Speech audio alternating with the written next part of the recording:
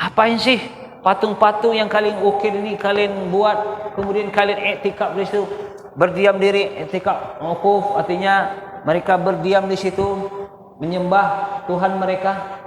Kan kalau kita lihat orang nyembah patung kan kadang dia duduk di situ, tak bakar kayu, tak bakar lilin, tak apa gitu kan. Intinya mereka wukuf artinya dia duduk entah bersemedi, entah doa berkhusyuk gitulah kira-kira. Jelas? Nah, ini patung kalian yang buat. Kalian yang tak dengan semen, tak dengan kayu, tak apa gitu kan. Kemudian kalian berdiam diri di situ, di depan patung kalian. Kalian meminta kepada yang buat kalian. Paham? Maka Nabi Ibrahim ingatkan mereka. Apa kata Nabi Ibrahim kepada mereka? Ini patung, katakanlah kalian buat patung,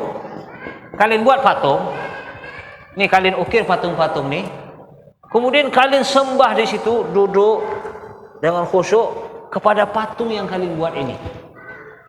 Enggak masuk akal. Masuk akal enggak? Dibuat patung, kemudian disembah pula dia. Kalau yang masuk akal, seharusnya patung itulah yang menyembah membuatnya. Paham? Kalau main akal-akalan. Dibuat patung, seharusnya patung pula yang nyembah kita yang buat dia. Masa kita yang buat patung, kita pula yang nyembah patung? Terbalik akalnya. Terbalik enggak? Hah? Dibuat patung nih, di semen, katakanlah di semen, diukir, apalah dibuat tangan banyak umpamanya kan, atau umpamanya posisi duduk atau apa atau begini, terserahlah, kita nggak tahu modelnya. Pokoknya patung-patung dibuat dengan semen, diukir pakai angker, pakai semen, pakai pasir semuanya. Kemudian kita sembah, nggak masuk akal. Seharusnya patung yang kita buat itu nyembah kita, karena dia itu kita buat. Jelas? Kenapa kita menyembah Allah? Karena Allah yang menciptakan kita. Wadah? Nggak masuk akal. Makanya Nabi Ibrahim mengajak mereka berpikir. Kenapa kalian patung-patung yang kalian ukir, yang kalian buat, kalian format, kemudian kalian sembah di situ? Nggak masuk akal. Apa kata mereka? Qalu wajadna aba'ana laha abidin. Hai Ibrahim, kami menyembah patung-patung ini, kami beriktikaf ini mengikuti nenek moyang kami. Sejak dulu, sejak nenek moyang kami sudah melakukan ini. Tiba-tiba ente bilang pula ini sesat dan seterusnya. Jadi maka kata ulama Imam Ibnu Qayyim rahimahullah, salah satu penyebab terhalangnya hidayah, sebab orang menolak kebenaran hidayah agama adalah kenapa? Berdalilkan dengan tradisi nenek moyang. Catat itu. Oke?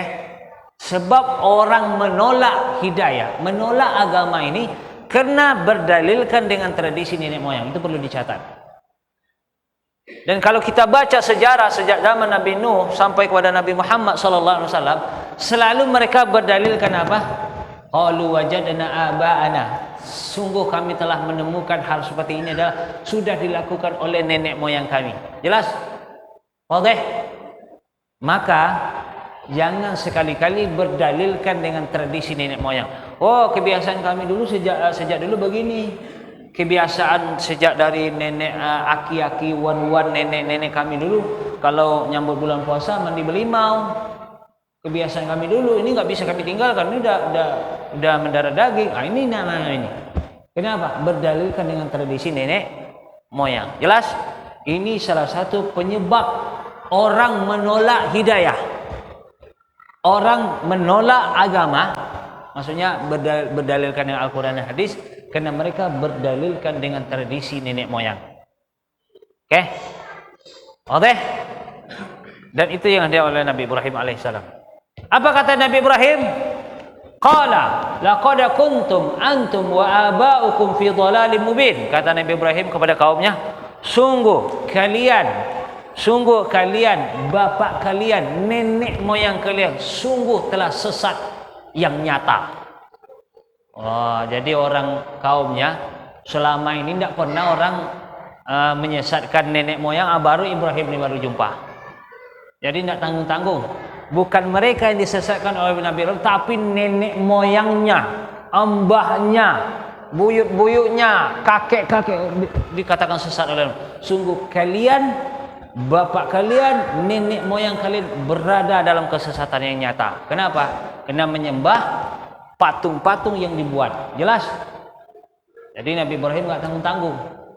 Dan bayangkan, belum ada orang sekampung itu mencela Tuhan mereka kecuali Nabi Ibrahim, dan dia hanya sendiri.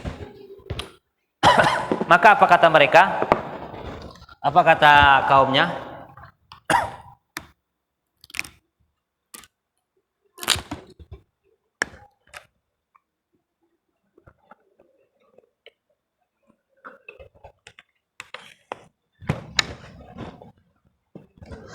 Kata kaumnya, qalu ajitana bil haqqi am anta minal la'ibin? Hai Ibrahim, ente ni main-main atau serius nih? Sebab tak pernah mengejek nenek moyang kami, sesembahan kami, Tuhan-Tuhan kami ini kecuali ente. Ente serius atau main-main? Kata mereka, kata kaumnya. Apa kata Nabi Ibrahim? Qala bar rabbukum rabbus samawati wal ardi wal ardi alladzi fatarahunna wa ana 'ala dzalikum minasyahidin. Kata Nabi Ibrahim, bahkan Tuhan kalian itu bukan patung ini. Tuhan kalian itu yang menciptakan langit, yang menciptakan bumi. Dan saya bersaksi terhadap kalian ini bahwasanya yang Tuhan yang sesungguhnya adalah menciptakan langit dan bumi. Jadi Nabi Ibrahim mengajak mereka berdialog. Seharusnya yang kalian sembah itu yang menciptakan langit, yang menciptakan bumi yang kita injak sekarang, bukan patung yang kalian buat. Jelas? Jadi artinya orang tuh kalah debat. Jadi Nabi Ibrahim ini cerdas dia memang, makanya Allah lebih pantas. Allah lebih tahu bahwasanya Nabi Ibrahim ini adalah orang yang pantas menjadi nabi dan rasul. Karena dia berhadapan dengan orang-orang sekampung, orang satu negeri di Babilonia. Itu yang dihadapinya. Oke? Ya karena mereka kalah debat, ya gimana lagi? Yang disembah adalah yang diukir, yang dibuat. Seharusnya yang berhak disembah itu yang menciptakan. Itulah tadi, makanya kalau main akal seharusnya kita yang buat meja, seharusnya meja ini yang menyembah kita, jangan kita nyembah meja. Oke? Kita buat meja ini, kita pukul-pukul, kita potong kayunya, kita bersihkan tempat kita cat, terus kita sembah pula. Enggak masuk akal. Seharusnya meja ini yang menyembah kita kalau berbicara masalah akal. Jelas? Oke. Kemudian akhirnya karena mereka kalah debat, enggak bisalah mereka membantah Nabi Ibrahim alaihissalam. Kemudian setelah kalah berdebat, Nabi Ibrahim berkata, "Wa tallahi la akidanna asnamakum ba'da an tuwallu mudabbirin." Kata Nabi Ibrahim, demi Allah, kata Ibrahim, dia bersumpah, demi Allah, saya akan hancurkan patung-patung kalian, Tuhan-Tuhan kalian ini. Setelah kalian tidak ada, kapan nanti kalian tidak ada, katakanlah tempat ibadah mereka. Kalau kita kan masjid, mungkin tempat ibadah mereka takwil, tak apa, nggak tahu kita gitu kan. Yang penting ada Tuhan-Tuhan banyak di tempat ibadah mereka. Nabi Ibrahim berkata, demi Allah, kalau ada kesempatan nanti ketika Tuhan mereka ini tidak ada, orangnya tidak ada, artinya orang meninggalkan kampung, saya akan hancurkan Tuhan-Tuhan ini. Maka ulama berpendapat, apakah Nabi Ibrahim mengucapkan ini depan mereka atau dalam hatinya? Maka ulama mengatakan tidak di depan mereka, tapi di dalam hatinya. Artinya dia berbicara sendiri, bukan di hadapan mereka. Demi Allah, saya akan hancurkan Tuhan-Tuhan kalian. Oke. Kemudian terjadilah pada suatu hari, orang musyrik ini ada perayaan khusus. Katakanlah perayaan umpamanya peringatan ini, peringatan itu dan sebagainya. Jadi seluruh penduduk negeri itu keluar, katakanlah ini Ukoi, mereka ada perayaan, katakanlah umpamanya sekitar 2 kilo dari sini ada sungai besar, kita buat sesajen sana, kira-kira gitu, atau apa gitu kan. Oke. Jadi setelah mereka pergi, bahkan sebagai dalam sejarah disebutkan bahwasanya seorang raja mengutus orang untuk mengajak Ibrahim ini, mengajak Nabi Ibrahim alaihissalam untuk mengikuti acara mereka, tradisi ritual ibadah mereka. Jelas? Oke. Jadi utus, hai Ibrahim, ayo kita pergi sini. kita mau buat perayaan, katakanlah membuat sesajian di pantai ini umpama. Nabi Ibrahim berkata, faqala inni saqim. Faqala inni saqim.